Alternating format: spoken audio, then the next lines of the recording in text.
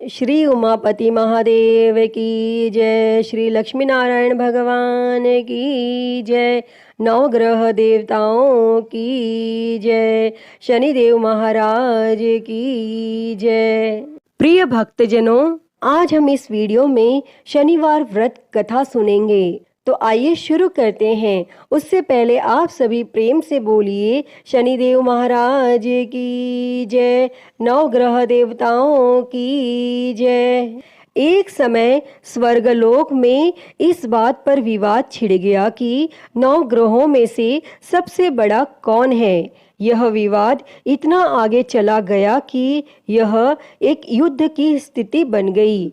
इस बात के निष्कर्ष पर पहुंचने के लिए सभी देवता देवराज इंद्र के पास पहुंच गए और उन्होंने कहा, हे देवराज, अब आप ही निर्णय करें कि हम सब में सबसे बड़ा कौन है। देवताओं द्वारा पूछे गए इस सवाल से देवराज इंद्र उलझन में पड़ गए। तब इंद्रदेव ने कहा कि मैं इस प्रश्न का उत्तर नहीं दे सकता हूँ, मैं असमर्थ हूँ। इस सवाल का जवाब पाने के लिए वह सभी पृथ्वी लोक में उज्जैनी नगरी के राजा विक्रमादित्य के पास गए। तब राजा विक्रमादित्य के महल पहुंचकर सभी देवताओं ने प्रश्न किया। इस पर राजा विक्रमादित्य भी असमंजस में पड़ गए। वो सोच रहे थे कि सभी के पास अपनी अपनी शक्तियां हैं, जिसके चलते वो महान हैं। अगर किसी को छोटा या बड़ा कहा गया तो उन्हें क्रोध के कारण काफी हानि हो सकती है। इसी बीच राजा को एक तरीका सूझा।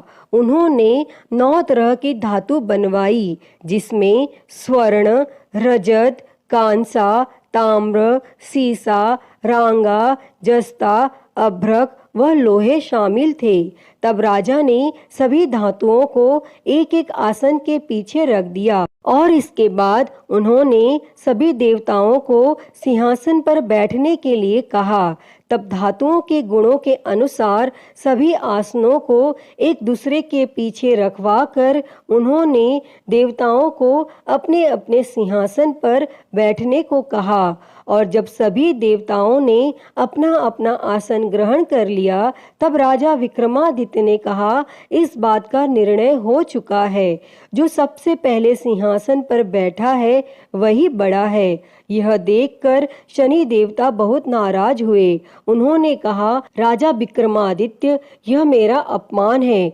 तुमने मुझे सबसे पीछे बिठाया है।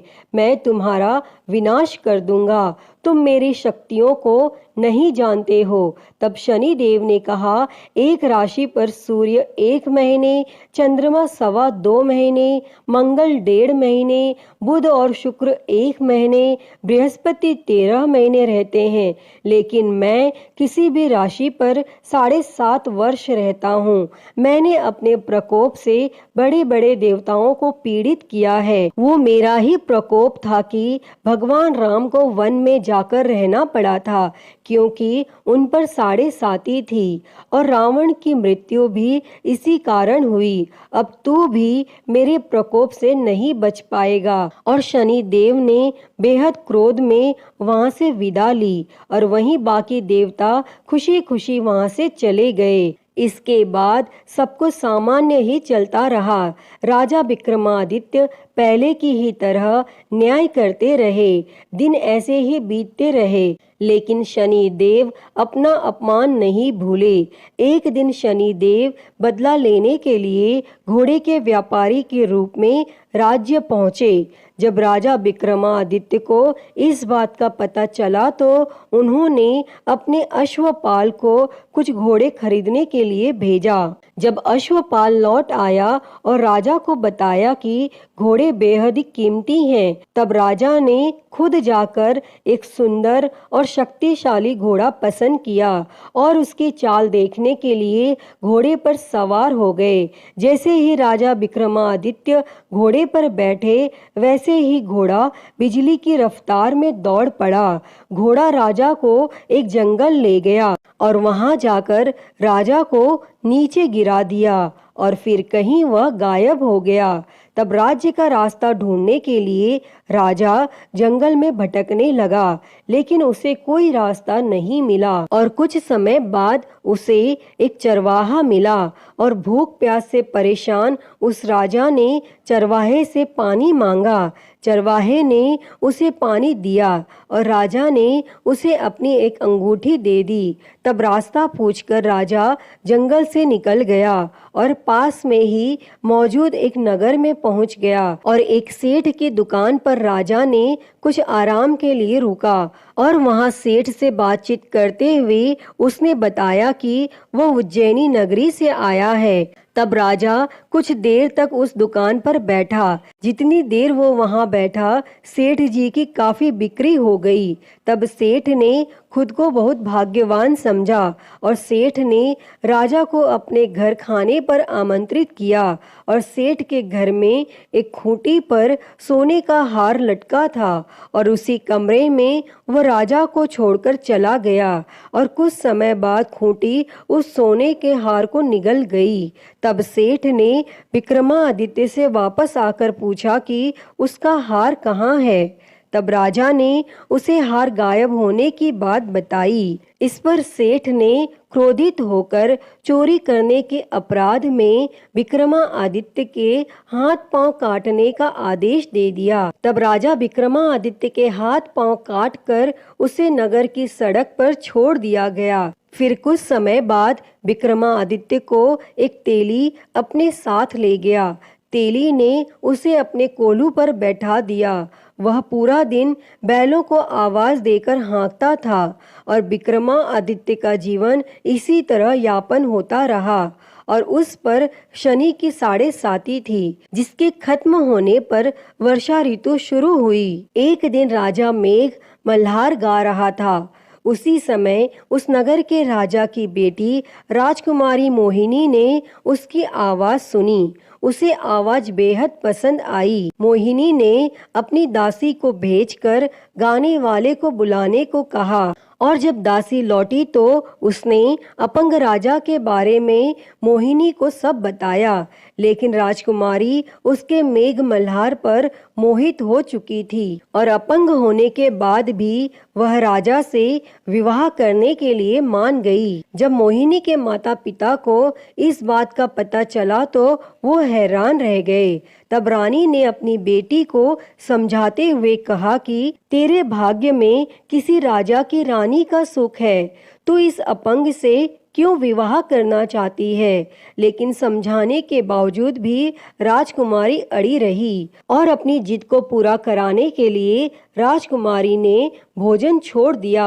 तब अपनी बेटी की खुशी के लिए राजा रानी अपंग विक्रमादित्य से मोहिनी का विवाह कराने के लिए तैयार हो गए और दोनों का विवाह हुआ और वह तेली के घर रहने लगे। और उसी दिन विक्रमादित्य के सपने में शनि देव आए। उन्होंने कहा कि देखा तूने मेरा प्रकोप। तब राजा ने शनि देव से उसे क्षमा करने को कहा और उन्होंने कहा कि जितना दुख आपने मुझे दिया है उतना किसी और को मत देना। तब इस पर शनि देव ने कहा, राजा मैं तुम्हारी प्रार्थना स्वीकार करता हूँ।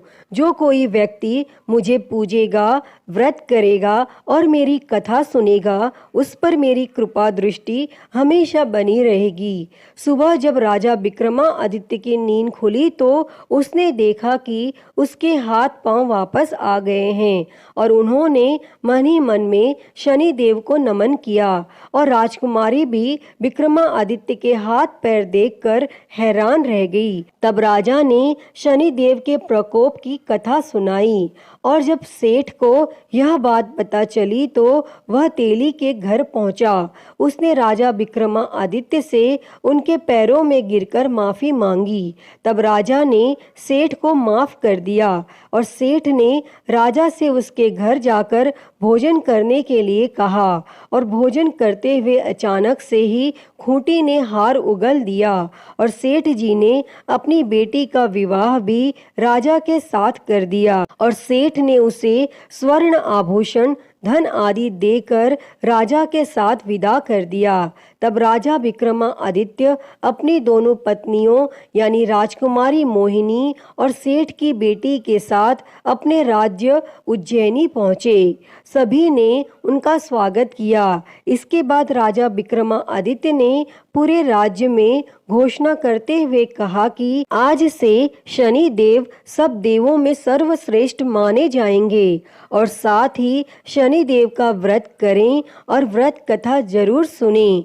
यह देखकर शनि देव बहुत खुश हुए। व्रत करने और व्रत कथा सुनने से शनि देव की कृपा रहने लगी और लोग आनंद पूर्वक रहने लगे। अतः हे शनि देव जी, जैसी कृपा आपने राजा विक्रमादित्य पर की, वैसी ही कृपा इस कथा को कहते, सुनते और हुंकारा भरते पर करना।